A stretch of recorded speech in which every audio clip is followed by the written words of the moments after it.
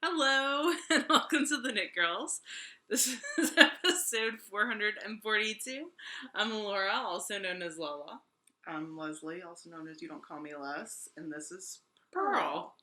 So one of loves me best. She does. I never get kisses. Auntie Leslie gets all the. This is what I get. Like 99% of the time. Huh? She'll get bored in a minute and leave, but Yep. we know you guys like to see the puppies, so Are you turning around? Usually not their buttholes. But. We had a viewer ask us at Stitches if we would put Purl on the podcast. And since Leslie's having shenanigans at her house, we're recording at my house. So you get to see Purl. And her beautiful puppy eyelashes. Oh. Anyway. Do you want to go first, or shall I? Totally up to you. Okay. I just totally started a row, but this is the start of a VNeck Boxy. The VNeck Boxy is by Joji Locatelli. It is knit out of a fingering weight yarn, and I'm using Loop Yin and Yang in the Kiss colorway in her fingering weight, which is a newer one. It's like 2 plies of this pink, and then 1 ply of a gray. So it's a marled yarn, and I'm totally enjoying it a ton to knit with. This yarn was provided to us for review by Steph of Loop, so I'm loving it so far. I'm knitting it on my TheKnitGirlls on size 3. These are fixed, and then the shorter tips come with a size 3 as well. So as soon as I finish the back, then I'll move on to the front. The way I'm doing the seamless version, how he does give you 2 ways of knitting it. Let's see if I can find, there we go. Actually have printed out the paper copy. And there it is on Joji. She's gorgeous. And the size range goes from an extra small, which is a 28 to 30, all the way up to a 58 to 60, and that's not including the ease. Right. That's just the body circumference. That's the actual body measurements. So Joji does a great job of making sure that she provides lots and lots of sizes for the majority of her garments, for sure. And we love that about her. I feel like her stuff is very easy to wear. Oh, yeah. And if you've never tried on a boxy, we had Joji come and teach for us. So, obviously, there's a bias here. Yeah. We had Joji come and teach for us at SKP when we had a retreat event in Portland. In 2017. And she brought a ton of different boxies and a bunch of different body types and got to try them on. And it's one of those sweaters that if you adjust the length and you adjust your proportions a little bit, it really, I feel like, looks good on everyone. Yeah. And it's super comfy to wear. I have a worsted one. It is like 100 years of stockinette, but yeah, it's worth it in the end. And if you do this seamless, then it's in the round. Yeah. So this one does have a V-neck. You start by knitting the back basically to the back of the armhole. Mm-hmm. You can't see where I'm pointing. And then you knit the front, and then you join in the round and start knitting around and around. So I'm hoping to get to that point pretty soon. It does have purl ridges on the front side, and I'm making around 50 yards of progress a day. Purl ridges. Oh, purl ridges. Your Auntie Leslie's being super weird, isn't she?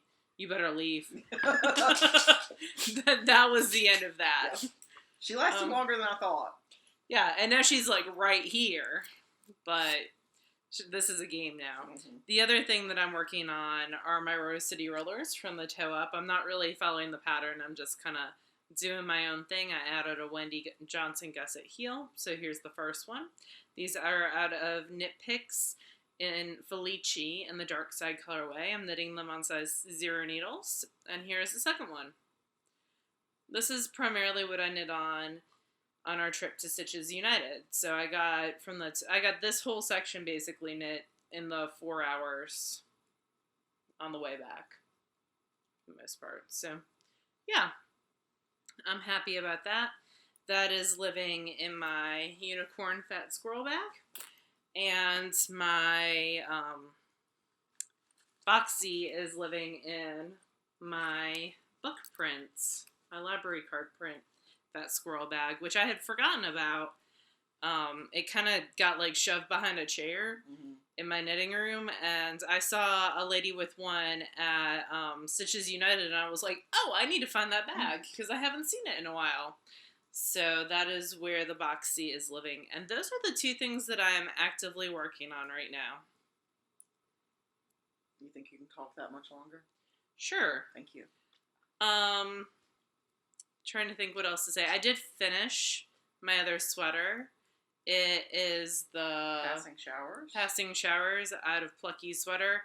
But it is 99.9% humidity here in Mississippi. It's actually raining, so it's 100. Yeah. And has been. Yesterday I took Purl for a walk, and it was 98% humidity. And it was like walking in pea soup.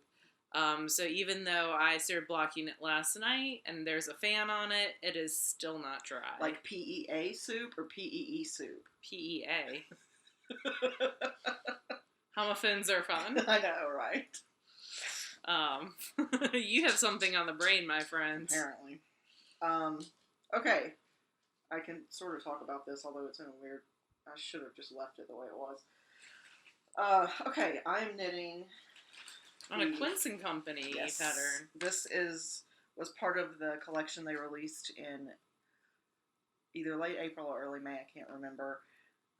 But it was a linen collection for their Sparrow line. And which is a fingering weight line. I've knit a sweater cardigan out of that. You have. That's one of my favorite pieces, actually, that I think you've ever knit up until wrought iron. Yeah, wrought iron is definitely high up there. But I like that linen piece. That was an Amy Herzog pattern. Yep. I forget what it was called, but it was a fingering weight lace cardigan. This one is AISA. I do not know how to pronounce it. ISA, maybe? And it is a very relaxed garter stitch V-neck pullover. And it has some contrasting color in the shoulders. But I am actually knitting it with some Shibui linen that I had. This is the reed base, I believe. Yes. In the rust color. And it looks like rust. Already had this in the stash. And I couldn't find another color online that I liked that went with it. So I'm just going to do it all in one color. I have enough. So, and it's you only use like 50 yards maybe of the alternate color. So it'll be fine. Yeah. Are the alternate details done like a texture? Nope, it's just garter. Oh, the whole thing's garter. The whole thing's garter. Huh. So this is the skein I'm working on now. Yeah, that'll look fun in one color. I think I might like that in one color better. You're having to seam that though, right? Yeah, it is. You just seamed up the sides in garter stitch, which I don't mind. I don't love seaming in garter stitch, but I like knitting garter stitch flat a lot better than I like knitting it in the round. So that's true. It's worth it to me. And this is very generous on the sizing as well. It let me see what the finished. Well, it doesn't give sizes. It just says that those are finished measurements. Okay. So the finished measurements range from 44 1/4 up to 70 1/2. These are all imperial. But that is with about 14 inches of ease built in. So from about 30-inch bust to about a 56-inch bust. Yeah. And it plus or minus the amount of ease that you like. Yeah. Like my fullest part of my bust is 50 inches, and I'm knitting the 63-inch size, but my gauge was also just a little bit smaller, like 1/4 of a stitch over 4 inches. So it's gonna come out a little bit. It'll come smaller, out just a little bit smaller, like than that. 60 maybe. Yeah, so 10 inches. I won't have quite the 14 inches of ease, which is fine because I don't like quite as much positive ease as people who have a thinner frame than me. I prefer a little bit less ease. So it's knitted flat, and then up to the neckline, I really made I'm using the same needle I split for the V-neck right there. Oh. So it's just, it looks weird, but... do you need a spare needle? No, because I've got the 14 rows, and then I bind this edge off. Oh. So you do. So this is just the front. This is just the front. And the front's almost done. Well, the left front's almost done. Then I have to pick up and do the right front from the split, but it doesn't take very long. Yeah. And I do like the shaping for the V-neck is done with short rows versus decreasing. That's how this is too. Along this edge. Well, this back part was all short rows instead of like stair steps. Right. And I like that. I did too. Because I can never quite make the stair step everything look smooth and even to my own eye. So, yeah, I've only got, at this point is where you would introduce the alternate color, and then it's only 14 rows from that point until you bind off. So, maybe by the end of the show, I don't know, this is going to be a short show. Could be. I'll be able to get this bound off. But that's basically the only thing that I'm really working on. And then after this, I've got another linen. You and I are being fairly monogamous, but we're also like... I feel like we're getting a lot done. We are, but we're also kind of in the sweater. Yeah, definitely in a garment place right now in our lives this year. I feel like has been definitely more garment heavy than previous seasons. I mean, it sounds like we're real people. I know, right? Like we're professionals. Previous years of the Knit Girls has been. So like year 9 is year of the sweater, it seems like. Yeah, because we're several months into year 9. Come April of 2020, that's when we hit 10. 10 full years. So, anyway, I do not have anything that I've finished this week. I did have to pull out the bind off on my Sakasama because it wasn't quite as stretchy, or not stretchy, but like because the shape of the collar requires it to be spread out as it blocks, the edge wasn't quite as flexible, as it needed to be. So I pulled the edge out, which was super fun in double-stranded linen, double-stranded lace-weight linen, and rebound off with a stretchier bind off, and I went up 3 needle sizes. And she brought it here to block, but she can't because I'm using the walking boards. That's fine. It's not like I'm in a hurry for it. Just as long as it's done before SSK, it's golden. So yeah, we'll see if by the time she leaves tonight, if my sweater is dry, and then she can lay hers out. Yeah. And then maybe I'll actually get a picture of it on. So that'll be good. But I have not finished like an actual project this week. Laura did, but hers is wet. But she does have a thing. Oh, I have my little sample. Well, you have a thing from a class too, but did you bring your sewing with you? Oh. It still needs, I finished all the edges except the, I need to put the bias tape on the neck. So I haven't brought it. I took a class with Laura Lee Beltman. My finished object is a sample. So I'm going to show you what that looks like. This was stranded Colorwork. It's Colors That Climb Vertically Stranded Primer with Laura Lee Beltman. That's the class that I took. And it's really, really interesting because instead of stranding across, so there's 2 main ways of doing color work. One is in Tarja, where you have big blocks of color, and then the other is Purl, where you're carrying floats across the entire piece. This is neither of those 2 things. What this is you take a single strand of color and work with that single strand at a time, and you're just moving that up vertically. You can also shift one way each direction, but it's primarily a vertical piece. And we did 3 samplers in class. So the first is this X. And you can see I had a green and a white. And they moved up vertically, but also horizontally. And you can see those blips of color. And then on the back, there were various ribbings. So this is a column of twisted stitches. This is a column, or I'm sorry, that's just plain knit. This is twisted, and then this is purled. And purled really adds texture as well. She tried to explain to me how this works, and my brain is just like, nope. And then you can basically add this in lace as well. So this is vertical stranding on this side, in the purl bumps, in lace. I think it's really cool. And this is the pattern that's on, this lace pattern is on a skirt that she designed, that she let people try on, and it also looked really good on a bunch of different body shapes. So that was pretty cool as well. And then we could have also done that pattern on the back, but I was like, dude, I just did it once. I don't need to do it again. And she gave us a handout that has a ton of other ways of doing it. And then you just, when you're done, you can see those are my two ends. You can just weave those in.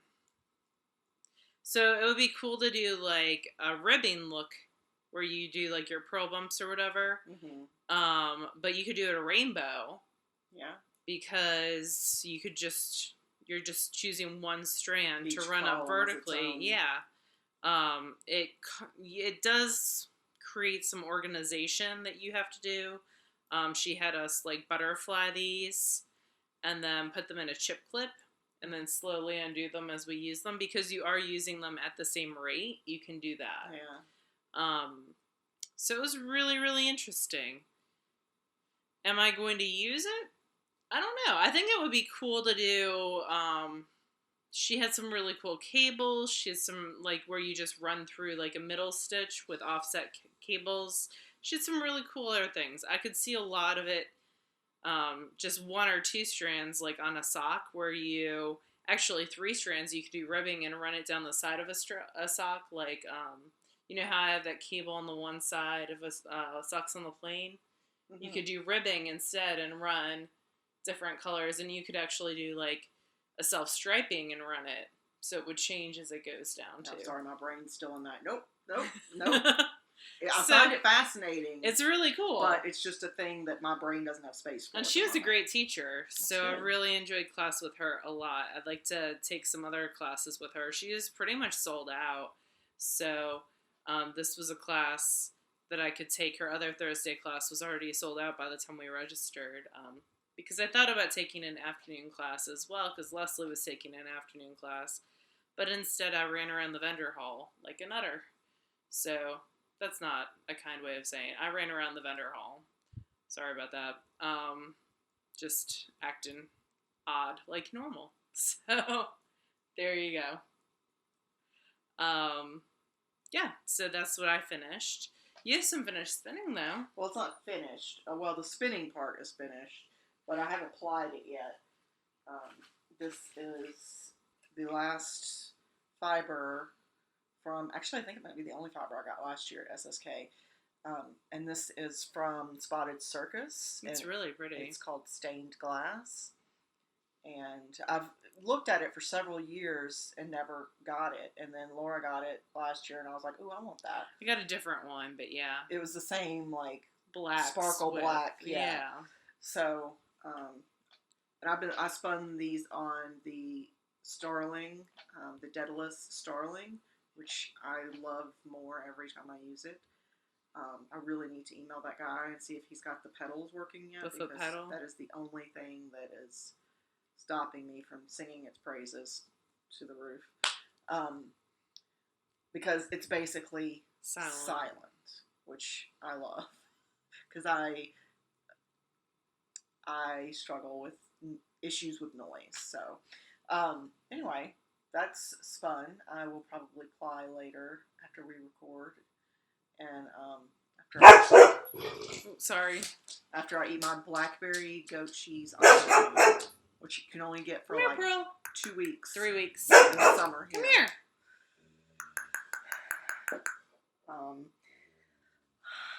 Purl. Someone, somewhere, is on a motorcycle. And heard that nonsense cannot happen. Purl is the motorcycle police. She really is. But that's pretty much it. You got some spinning, though. I have a little bit. I'm going to let Purl. you pet the dog. Come here. Come around here. Purl. Nope, she's got it. You're not cool, Auntie Leslie. I did finish something first. I'll show that. So I made a bat last week out of some The puppy had to investigate it. some Bumblebee Acres Angora that I bought at Maryland. Jess and I split an ounce, so this used around half an ounce of Angora, some various wool, and some sparkle. And it's a 2-ply. It's probably around an ounce, and it's around 90 yards. So Angora is bunny. Yes. A specific breed of bunny. It And is. it's plucked. It's not like It depends. It could be either. Oh, is it? Okay. There's 2 types of Angoras. There's French and English Angora. Uh-huh. There might be more. But they're both plucked, aren't they? It depends on the Angora that you buy. Cheaper Angora is shaved, not plucked. Oh. Anyway. So what was it like? This was plucked. Carding and spinning. It was fine. Angora. I just know it's light, so it can fly. I put it in the freezer first. Oh, okay. So that was a suggestion Lynn gave me, so it wasn't super flyaway. When I added it to the carder, I added it to the top of the carder and not through the liquor. I tried to add it through the liquor, and it was getting caught in the liquor. Yeah. So I added it to the top of the carder and kind of like painted it on. Yeah. And then I refroze the bat before I spun it. It was fun. It wasn't flyaway at all. I've never heard of freezing the bat, but I mean I guess it makes sense because the fibers sort of shrink in. I don't know. I don't know the physics or whatever behind it. I don't know. Some people do that with mohair too before they knit, like especially before they rip out. It makes it so that they don't cling to each other. The fibers quite as much with the mohair. But yeah, so 90 yards of fluff there. It's really light. And then I started spinning a bat from Knit Spin Farm. This was spun on my shocked reefs. That's what these bobbins are. I have a cherry 30-inch shocked reefs, and it goes quite fast. This was on like a 30-to-1 ratio, and it is a bat from Knit Spin Farm. It is 3.5 ounces in the Glacier Lake colorway. You can see how she checks off what's in it. So in this one, there's Blueface Luster, which is a breed of sheep, Cordell, which is another breed of sheep, Falkland, another breed of sheep, Polworth, another breed of sheep, Sari Silk, which is remnants of the garment industry, and then regular silk. So it was lots of fun to spin long draw. I have another similar colored bat. It's a little bit more teal. I'm going to spin that up and then ply the two together. And it's going to be just shy of 7 ounces. When the other one is like a 3.25. Is that this one over here? Yep. It's going to be really pretty. The one on the reefs. Oh, I was thinking this one. Leslie's, would you like to see my messy house? I'll totally show you. That's crags and fjords. So, we're going to rotate you guys for a second. If you've ever done an Instagram live with me, you can see. So that's what Leslie's talking about, is when she was here, I started spinning Crags and Fjords, which was a Knit Spin Farm bat club. That's really pretty. Which is a Radiance. I'm going to move you guys. It's kind of like mauvey, pinkish, so it starts silver. With a light blue. Yeah. And gradiates down to an almost dark, like navy blue. And then it goes from a dark brown up to this light color. It's really pretty. That is going to be 3-ply, not 2-ply. So, welcome to my messy house. Neater than the space that we usually record in. This is where I live. That's my spinning corner over there. That's my story, and I'm sticking to it. So yeah, there'll be a little bit more spinning content hopefully next week. I'd love to, over the course of the summer, I've been pretty bad about spinning my Joanna Springs Knit Spin Farm stuff. I've done a couple here or there. I don't feel like you've been bad about it. I mean, you haven't been strict about it, but... Yeah, I'm in her bat month, her monthly bat club, and I've fallen a bit behind, so I would love to get... I think I have around 12 bats of hers. I'd love to get 12 spun of just bats in general, because bats take up a lot of room in a fiber stash. Because they're full of more air than your typical braid of fiber. They're fluffier. And I also have some of her braids of fiber. So I'd like to get some of that out of the stash and use that up because it is so nice. But bats, as they condense, get a little bit more difficult to spin too. You can shake them out and add back in some air, but they can be a little bit more difficult if they've been sitting like in the bottom of your stash for a while. Yeah. So I'd like to spin 12 bats over the summer and kind of clean up my stash a little bit because this is getting a little bit out of control for me. So 12 items would take that down quite a bit. Also, I don't know if you could see, the other thing that I'm still working on is there's 2 pounds of fiber sitting on the floor in a trash bag over there, clear trash bag. That is CVM. It's 2 pounds of the soft gray colorway from Peeper Hollow Farm. It is in roving form, and I've spun 4 ounces already. I showed you guys that bobbin last week. I have another probably 2.5 ounces over there on the wheel, the Ladybug, that I've spun over the course of the last week. I'm trying to spin on that at knit night.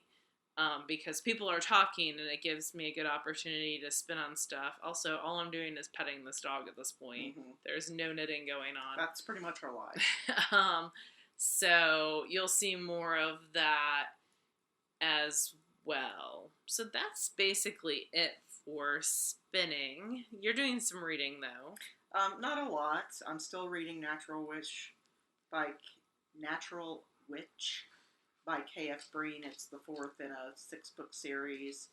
I just haven't been reading a whole lot this week. So, what about you? I read Prisoner of Shadows, which is the new Sam Burns book.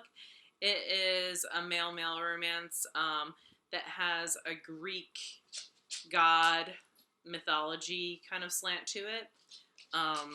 It was enjoyable. It's not I think I liked her other series a little. She's got 2 other series.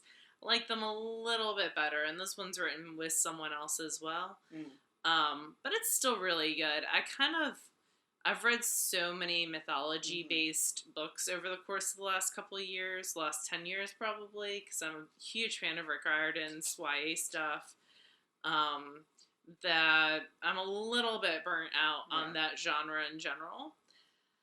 That general genre. But mythology is basically the original soap operas, so there's a lot that you can pull from there, for sure.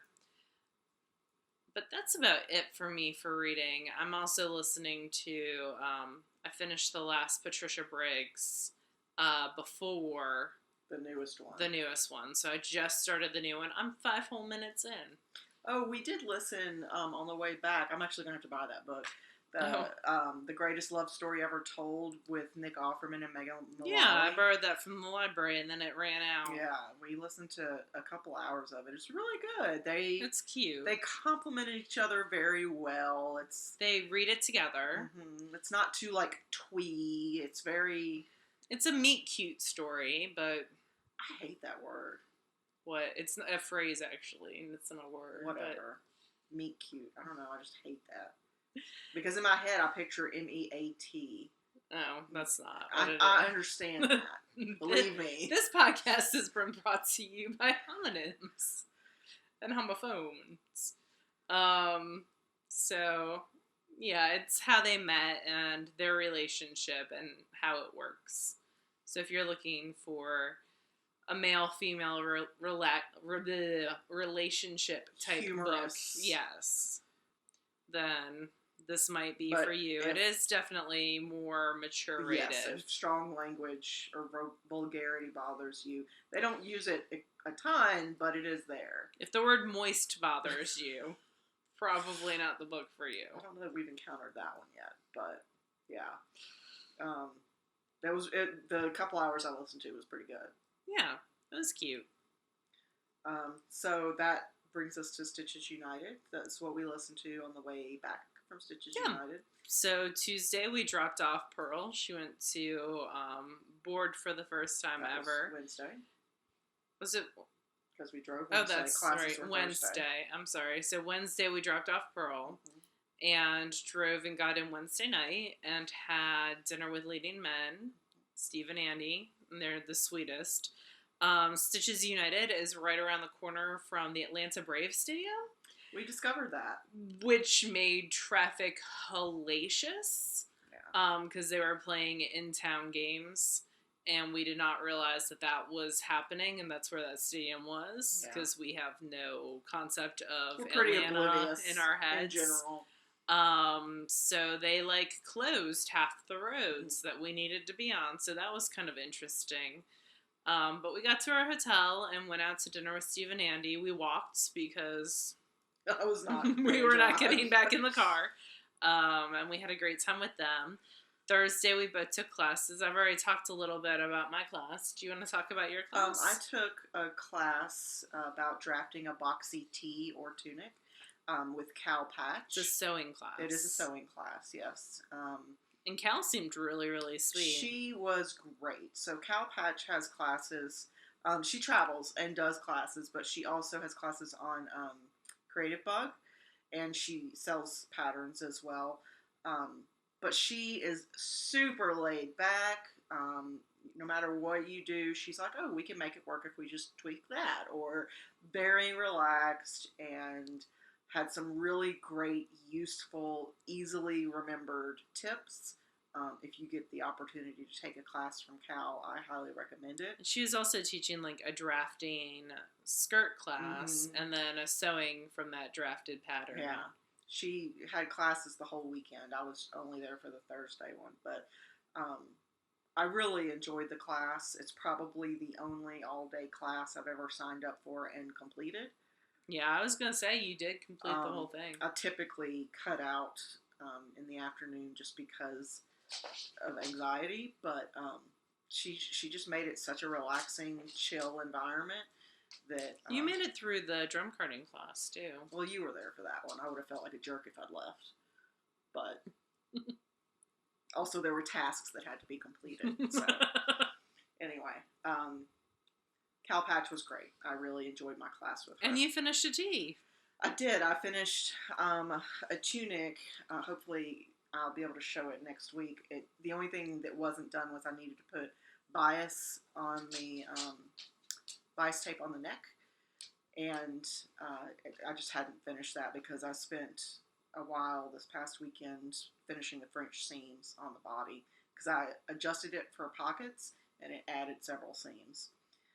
I did hand sew the seam on the painted portrait, so that is completely done. You can wear that to SSK. It just needs a wash, yes. And I bought fabric for another much simpler version of it.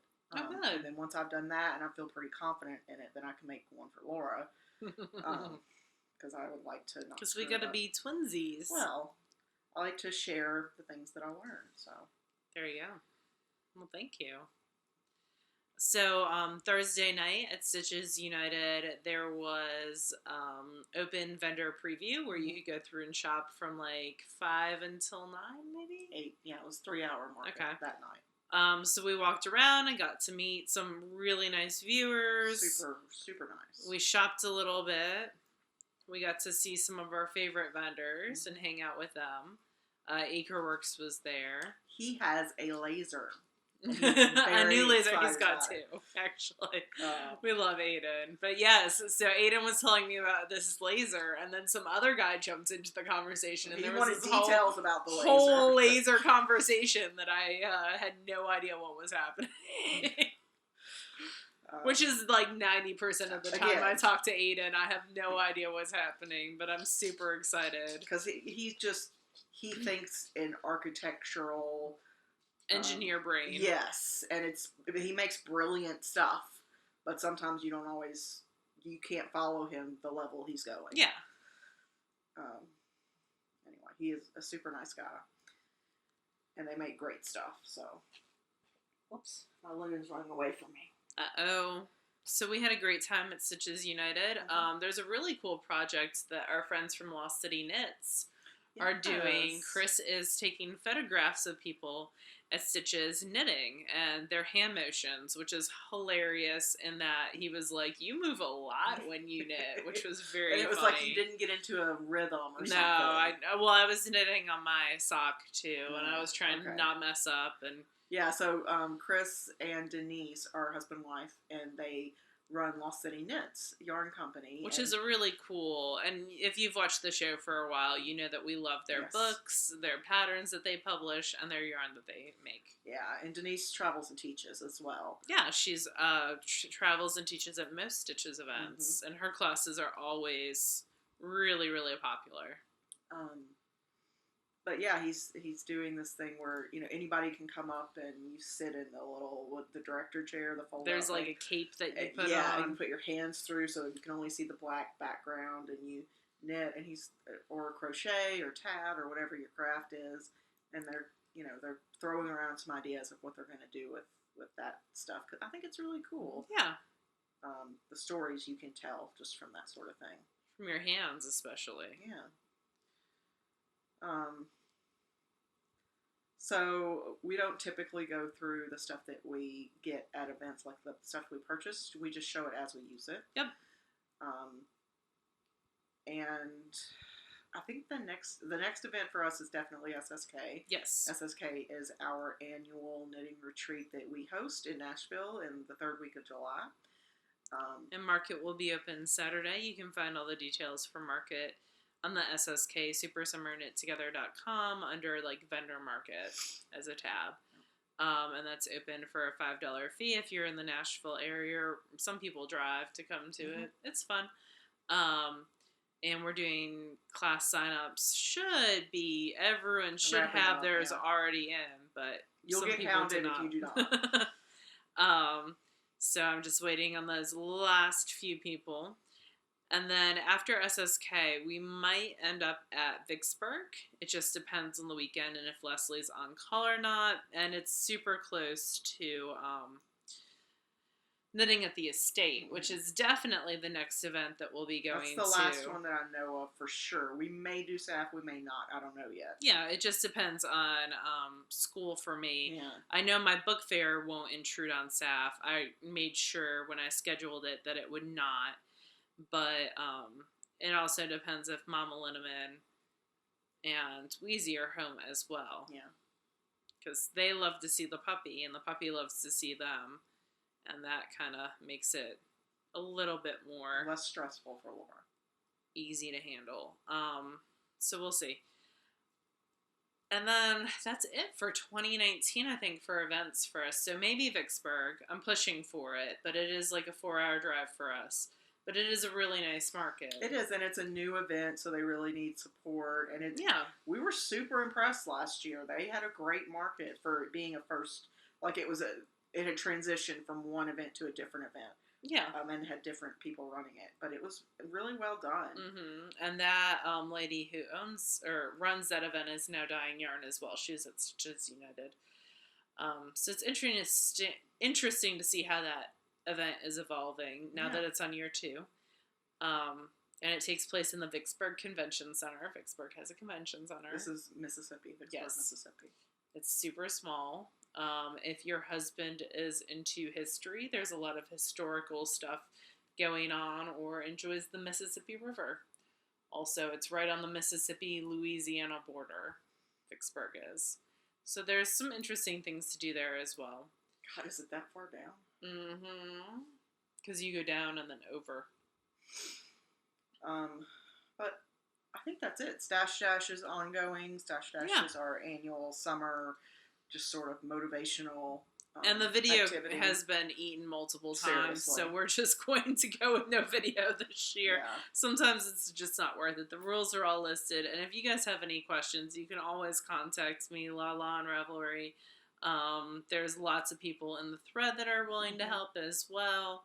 The Stash Dash Trader thread. So sorry about the video, guys. I know some of you really enjoy watching that, but it is destroyed to the ether, and we've tried re-recording, and it's just not going to happen. Like, it's just, that's also part of the reason why we're here on my laptop is Leslie's computer is acting super weird. It is. Sometimes the universe is just not willing to let you have things. And that's just the case this time, so. I think that's it. Yeah. And we hope you guys have a great weekend, and we'll talk to you again next week. Bye, y'all. Bye, y'all.